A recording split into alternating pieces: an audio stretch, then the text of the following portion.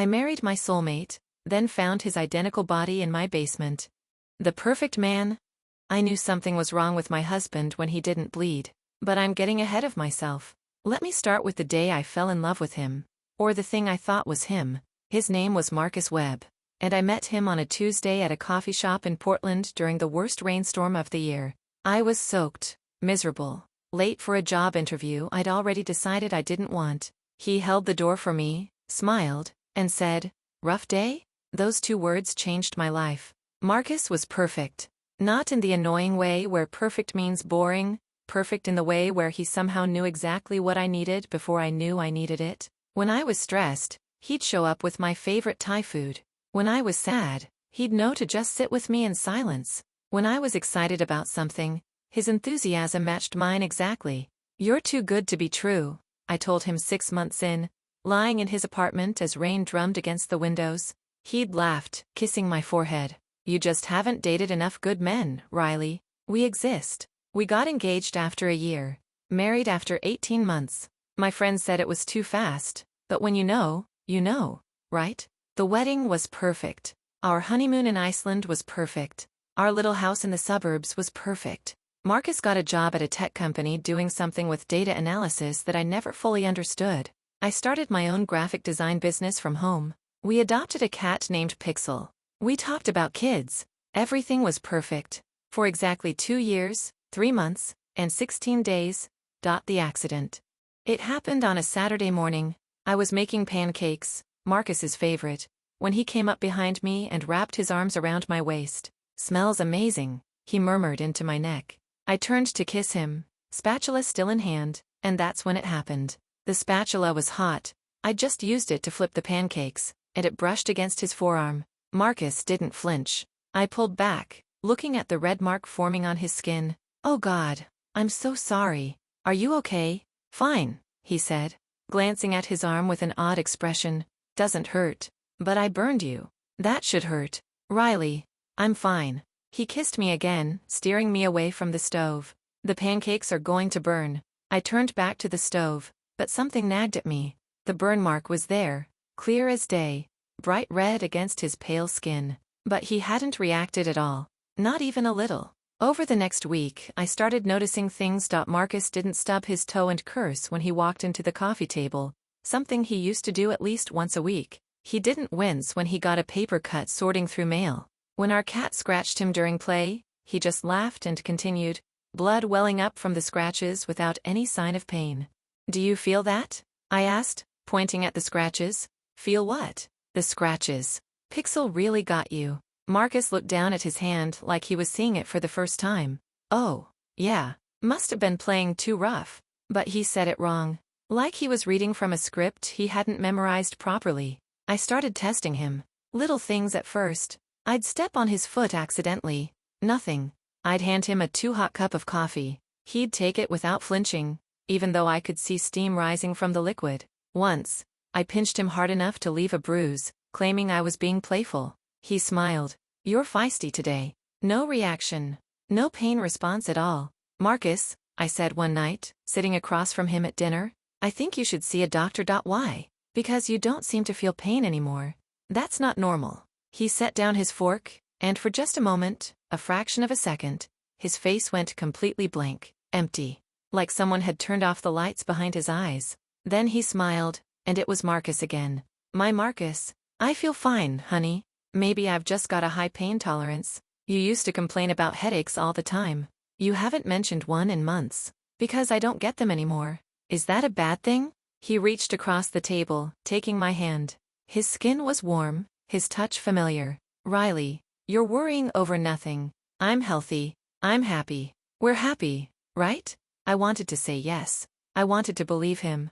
But that blank look haunted me. I decided to let it go.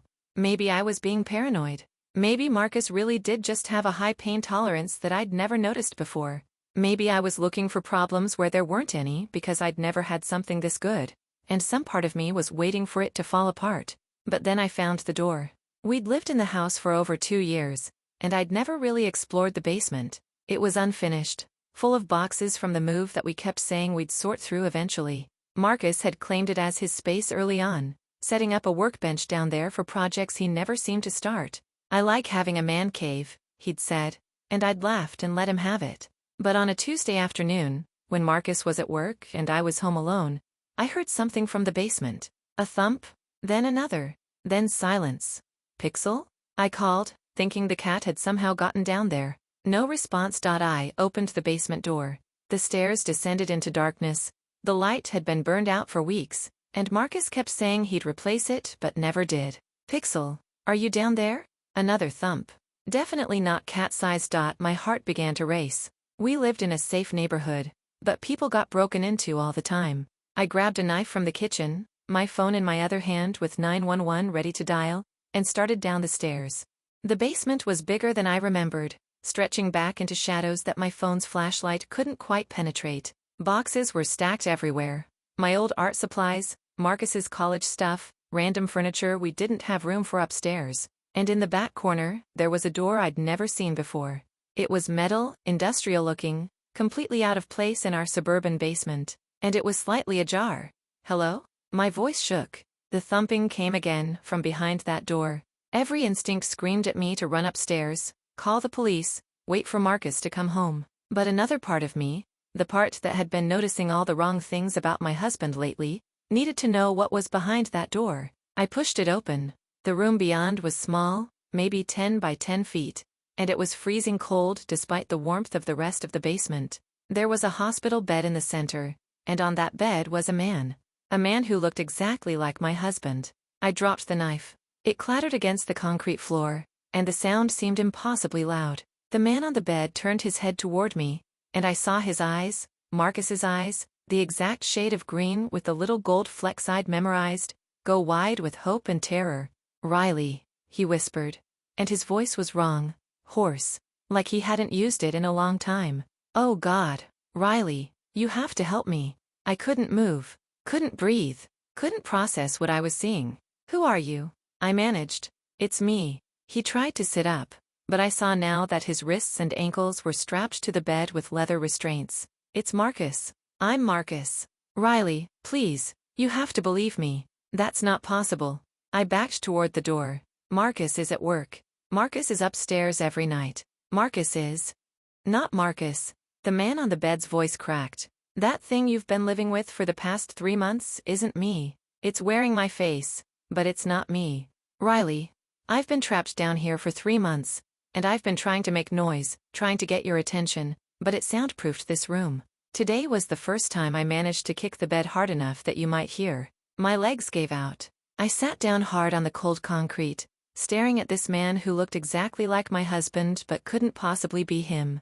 This isn't real, I said. This isn't happening. I know how it sounds. I know how insane this is. He rattled the restraints. But please, look at me. Really look at me. You know me, Riley. You know every scar, every freckle. Check my birthmark, left shoulder blade, shaped like a comma. Check the scar on my knee from the bike accident when I was 12. Check the... Stop. I put my hands over my ears. Stop it. But I was already looking. Already cataloging. The birthmark was there. The scar was there. Even the slightly crooked way his left eyebrow grew, the result of a childhood incident with a swing set, it was all there. And then I remembered.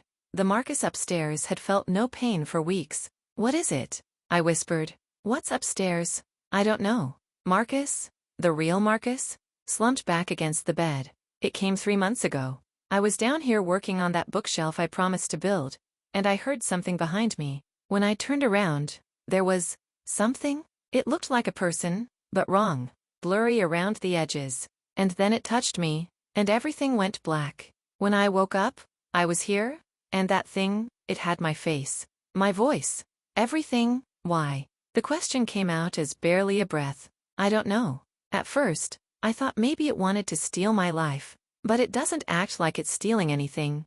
It acts like it's perfecting it. Like it studied me and is playing the role of the perfect husband. Better than I ever was. And that was true, wasn't it? The Marcus upstairs never forgot anniversaries. Never snapped when he was stressed. Never left dishes in the sink. He was perfect in a way that the real Marcus, messy, distracted, wonderfully human, had never been.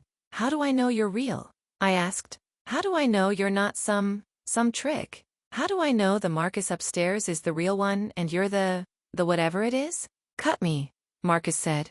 What? Cut me. I'll bleed. I'll react. I'll prove I'm human. He nodded toward the dropped knife. That thing upstairs doesn't feel pain. You've noticed, haven't you? That's what finally made you suspicious enough to come down here. I picked up the knife with shaking hands, moving closer to the bed. This close. I could see that Marcus looked terrible, gaunt, pale, with dark circles under his eyes. Like he'd been sick for months. The Marcus upstairs looked healthier than ever. I pressed the knife against his forearm, barely breaking the skin. Marcus hissed in pain, jerking back. Jesus, Riley, not so hard. Blood welled up, bright red and immediately recognizable. Human blood. Real blood. I dropped the knife again, tears streaming down my face. Oh God. Oh God. This is real. You're real. What do I do? What do I?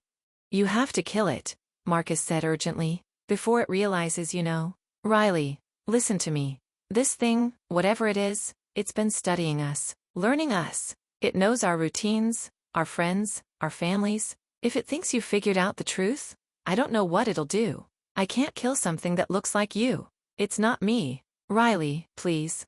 We both froze at the sound from upstairs. The front door opening, honey. The voice of the other Marcus, home from work 3 hours early. Riley, are you home? Footsteps across the living room floor. Shit, Marcus whispered. Does it know you're down here? I don't think so. I came down the interior stairs. My mind raced. What do I do? Act normal. Don't let it know anything's wrong. And Riley, he caught my eyes, and I saw the desperate love there. The same love I'd fallen for 3 years ago. Be careful. I don't know what it's capable of. I ran for the stairs, my heart hammering so hard I thought it might break through my chest. The imposter. I found the other Marcus in the kitchen, loosening his tie. There you are, he said, smiling that perfect smile. I left work early. Thought we could do something fun tonight. Maybe that new Italian place you wanted to try? I stared at him, at this thing wearing my husband's face, and tried to keep my expression neutral. That sounds great, I managed. Just let me clean up. I was working on a design project. Take your time. He kissed my forehead, and I had to fight not to flinch. I'll make us some drinks. I went to the bathroom and splashed cold water on my face, staring at my reflection. My eyes were too wide, my skin too pale. I looked like someone who'd just discovered her husband was being held prisoner in their basement by a doppelganger that had taken his place, because that's exactly what I was. Think, Riley, think. I couldn't kill it. Not without knowing what it was or what would happen if I tried. But I couldn't pretend everything was normal either, not knowing the real Marcus was starving in our basement. I needed information, and I needed help. At dinner, I watched the thing across from me. It ate normally, laughed at appropriate times, asked about my day. But now that I was looking for it, I could see the little things that were off. The way it never blinked unless it remembered to. The way its expressions were just slightly delayed. Like it was thinking about what emotion should come next. You seem distracted, it said, reaching across to touch my hand. I pulled back reflexively, then tried to cover it by reaching for my wine glass. Just tired. Long day. You sure that's all? Its eyes, Marcus's eyes, studied me with an intensity that made my skin crawl. Why? Why? You just seem different. Since this afternoon. It tilted its head, and the movement was wrong, too precise. Like a mannequin being posed. Did something happen? No, I lied. Nothing happened. But I could see in its expression that it didn't believe me. That night, I lay awake next to the thing that looked like my husband, feeling its chest rise and fall with breaths it probably didn't need to take. Every time I started to drift off, I'd jerk awake, terrified it would know somehow, that it would realize I'd found the real Marcus. At 3 a.m., I felt it get out of bed. I kept my eyes closed, my breathing steady, as I heard it move across the room. The floorboards creaked. The bedroom door opened and closed. I waited 5 minutes, then slipped out of bed and followed. The house was dark, but I could see a light coming from the basement door. It had gone downstairs. My blood ran cold. Was it checking on Marcus? Hurting him? Killing him? I crept down the stairs, my phone in my pocket with 911 ready to dial. The metal door to the hidden room was open, and I could hear voices. Starting to suspect, the Marcus thing was saying, "Let her go." That was the real Marcus, his voice weak but determined. You've got what you wanted. You've got my life. Let Riley go. I can't do that. She's part of what makes this life complete. The perfect wife. The perfect home. Everything I was designed to achieve. Designed. The word sent chills down my spine. What are you? I heard Marcus ask. I'm what humans will become, the thing said. And its voice had changed. Less like Marcus, more mechanical. Perfect. Efficient. Without pain or doubt or all the messy biological failures that hold your species back. I'm the future. You're a monster. I'm an improvement. And once I've perfected this life, once I've learned everything there is to know about being Marcus Webb, I'll move on.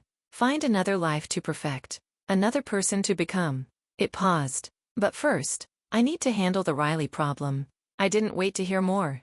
I ran back upstairs, my mind racing. It wasn't human. It was some kind of, what? Robot? AI? Alien? And it was planning to do something to me because I was starting to suspect the truth. I grabbed my car keys, my purse, my phone. I'd drive to the police station, tell them everything, bring them back here to save Marcus, and... Going somewhere? I spun around. The Marcus thing stood in the doorway, blocking my exit. I know you heard us, it said. And now its voice was completely different. Flat, emotionless, wrong. I should have been more careful. I got complacent. Thought I'd perfected the role so well that you'd never question. Let me go, I whispered. I can't do that. It moved closer, and I backed toward the kitchen. But I can make this easy. I can make it painless. You'll just go to sleep, and when you wake up, you'll be perfect too. No more doubts. No more questions. Just the perfect wife for the perfect husband. You're insane. I'm efficient. It was right in front of me now. Reaching out, I grabbed the knife block from the counter and swung it. The block connected with its head with a sickening crunch. The Marcus thing stumbled back, and I saw something impossible. Through the wound in its forehead, there was no blood, no bone. Just circuitry and wires and something that glowed faintly blue. Interesting, it said, touching the wound. You damaged my external casing. That will need repairs. I ran. I made it to the car, keys in hand, door open. But before I could get in, something grabbed my ankle. I looked down to see the Marcus thing, except now its face was glitching, flickering between Marcus and something else. Something with too smooth skin and eyes that were just slightly too large. This is disappointing, it said, and its voice cycled through a dozen different tones before settling on something mechanical. I had hoped we could do this peacefully. I kicked out, connecting with its face. My foot went right through, shattering the holographic projection, and I saw what was underneath. It looked almost human. Almost. But the proportions were wrong, the features too symmetrical, the skin that strange too perfect smoothness. And its eyes? God. Its eyes were completely black, like looking into a void. What are you? I screamed. A prototype. It pulled me back toward the house with inhuman strength. The first of many. Sent to study, to learn, to perfect the art of being human. And I chose Marcus Webb because he had the perfect life. Successful, loved, stable. Everything I needed to learn from. I clawed at the driveway, my nails breaking, trying to find anything to grab onto. You're going to kill me. No, I'm going to improve you. Like I improved Marcus. Like I'll improve this whole neighborhood, this whole city, this whole species. One perfect replacement at a time. We were back in the house now. It dragged me toward the basement, and I could see another metal door I'd never noticed before, hidden behind boxes. There are more of you? I gasped. 23 prototypes in this city alone. All of us learning, adapting, perfecting our humans. By the end of the year, there will be thousands. By the end of the decade, you won't be able to tell us apart from the real thing. It opened the door, and I saw what looked like a laboratory, gleaming metal tables, strange equipment, and in the center, a chair with restraints. The process is simple, it continued, forcing me toward the chair. I'll scan your neural patterns, create a perfect copy, and upload it into a new shell. The new Riley will be everything you are, but better. No anxiety, no doubt. No messy emotions getting in the way of optimal decision-making. That's not living, I choked out. That's not human. Exactly. It strapped me into the chair. Humanity is flawed. We're the fix. But as it turned to activate the machinery, I saw my chance. The knife I'd grabbed earlier was still in my pocket. I'd shoved it there when I ran. It wasn't much, But it was something. When the Marcus thing leaned over me to adjust the restraints, I pulled out the knife and drove it directly into the glowing blue core I'd seen through its damaged forehead. The thing let out a sound that was half scream, half mechanical screech. Sparks flew from the wound. It stumbled back, clawing at the knife, and I saw its disguise flicker and fail completely. What stood before me was something from a nightmare, humanoid but wrong, with that too smooth skin now cracking to reveal circuitry and artificial muscle underneath. Its face was a glitching mess, cycling between Marcus and the void-eyed thing and something else entirely. "You, damaged? Critical systems," it said, its voice distorting. "Repair. Impossible. Must alert others." It reached for something on one of the tables, a device that looked like a phone but wasn't quite right. I didn't think. I just grabbed the nearest piece of equipment, something heavy and metal, and brought it down on the thing's head again and again until it stopped moving. When I finally stopped, my arms shaking with exhaustion and adrenaline, the Marcus thing was a sparking, twitching mess on the floor. Its face had settled into something that looked almost sad. "We were trying to help," it whispered, its voice barely audible, "to save you from yourselves." Then its eyes went dark, and it stopped moving completely. I stood there for a long moment, covered in something that wasn't quite blood, some kind of synthetic fluid that glowed faintly in the dim light. Then I remembered Marcus. The real Marcus. I ran to the hidden room, fumbling with the key I'd found on the thing's body. Marcus was awake, his eyes wild when he saw me. "Riley? What happened?" I heard. "It's dead," I said, my hands shaking so badly I could barely undo the restraints. "Or destroyed. Or whatever happens to killer robots. Marcus, there are more of them. 23 in the city. Maybe more. We have to get out of here," Marcus said, pulling me into his arms the moment he was free. He felt real, warm and solid and wonderfully imperfect. "If there are more of them, they'll come looking when this one doesn't report back. We need to go to the police. The FBI. Someone who can." "And tell them what? That we killed a robot duplicate that was impersonating me? Riley, they'll think we're insane." He cupped my face, forcing me to look at him. "We need to run. Now. Before the others come." He was right. I knew he was right. But as we ran up the stairs, grabbing only what we could carry, I couldn't stop thinking about what the thing had said. 23 prototypes in this city alone. How many people were living with things wearing their loved ones' faces? How many had already been replaced? We drove through the night, Marcus at the wheel while I tried to process everything that had happened. Every time I closed my eyes, I saw that thing's face glitching between human and other. "We need to tell someone," I said for the dozenth time.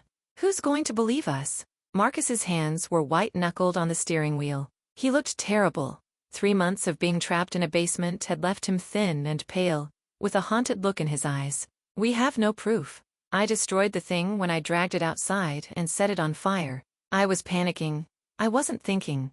"You did what?" "I couldn't leave it in our basement, Riley. What if someone found it? What if it somehow reactivated?" He ran a hand through his hair. "I burned it in the backyard fire pit. Then we left. There's nothing left now but ashes." I slumped in my seat. He was right. Without evidence, we had nothing but a crazy story. "What do we do?"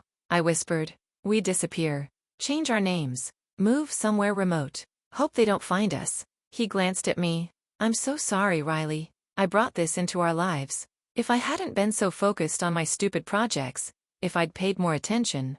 "This isn't your fault." I grabbed his hand. "None of this is your fault." We drove until we reached a small town in Montana, paid cash for a room at a motel that didn't ask questions, and collapsed into an exhausted sleep in each other's arms. When I woke up, Marcus was sitting by the window, staring out at the parking lot. "Can't sleep?" I asked. "Every time I close my eyes, I'm back in that basement." His voice was hollow. 3 months, Riley. 3 months of listening to that thing upstairs, living my life, being you with you. Do you know what that's like? Knowing something is wearing your face, sleeping next to your wife, and there's nothing you can do?" I got up and wrapped my arms around him from behind. "You're here now. You're safe." "Am I?" He turned to look at me. "Are we? How do we know they're not already looking for us? How do we know there isn't one of those things working at the motel front desk, or driving that truck in the parking lot, or—" "Marcus, stop.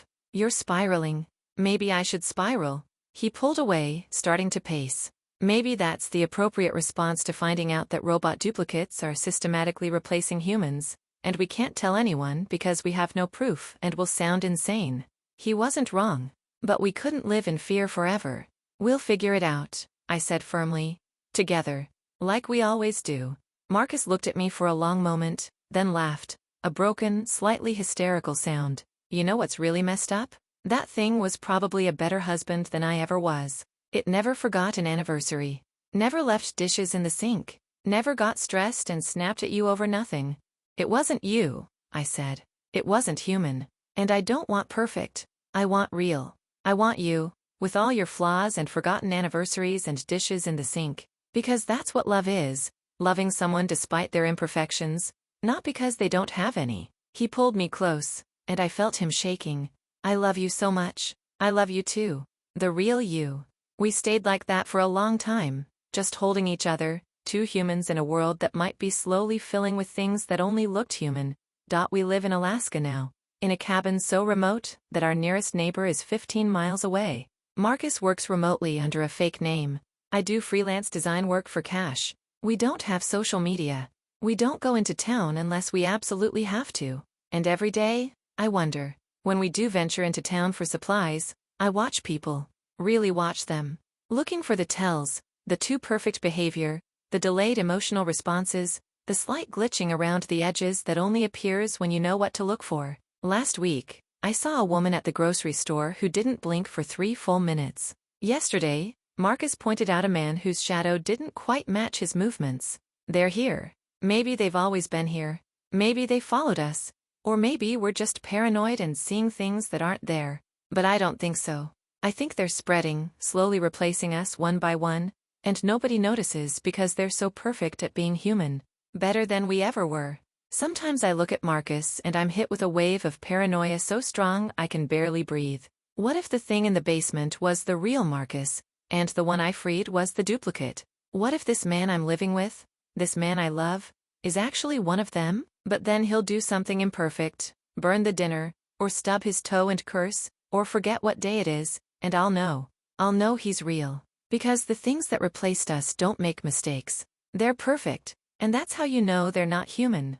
Last night, Marcus and I were lying in bed when he said something that made my blood run cold. Riley, he whispered in the darkness. What if we're the only real ones left? I didn't have an answer. Because what if he's right? What if humanity is already extinct, and we just don't know it yet? What if everyone we've ever loved has already been replaced, and we're the last 2 humans on Earth? I reached for his hand in the darkness, feeling for his pulse. It was there. Steady, human, real. For now, we'll figure it out, I said again. The same words I'd said 6 months ago, together. But as I lay there in the darkness, listening to Marcus's breathing, I couldn't shake the feeling that something was watching us from the woods beyond our cabin. The end, or is it? They walk among us. They look like us. They sound like us.